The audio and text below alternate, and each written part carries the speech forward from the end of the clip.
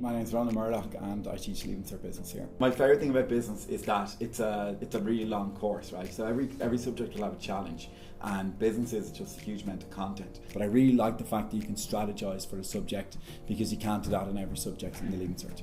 An interesting fact about business is that only 4% of students doing the subject get a H1 in higher level. I think that's very, very important for students to know that in advance, because if they're aiming for the H1, they have to put in a lot of work. They just have to be very, very prepared if they want to make it into that bracket.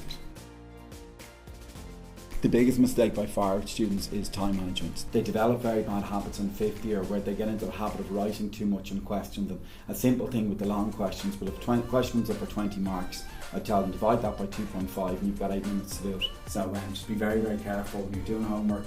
Do it within the allotted time you have in the Leaving Cert, otherwise it's counterproductive.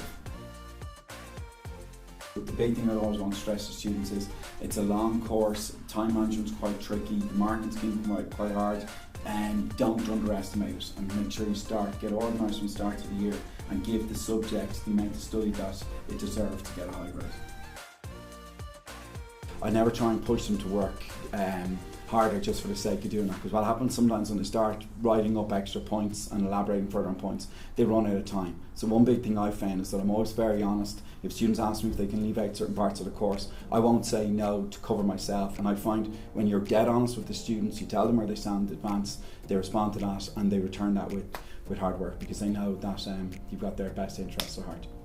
It can help in a lot of ways. It can help them in the immediate short term with when they go to college. If they're doing something like commerce and BESS, they'll see a lot of it overlap there. But even then, in a broader sense, if they want to set up their own business when they're older, you cover those stages in the Leaving Cert Business course. It'll help you really if you want to study business, or if you never want to set up a business when you're older, it'll help you there as well.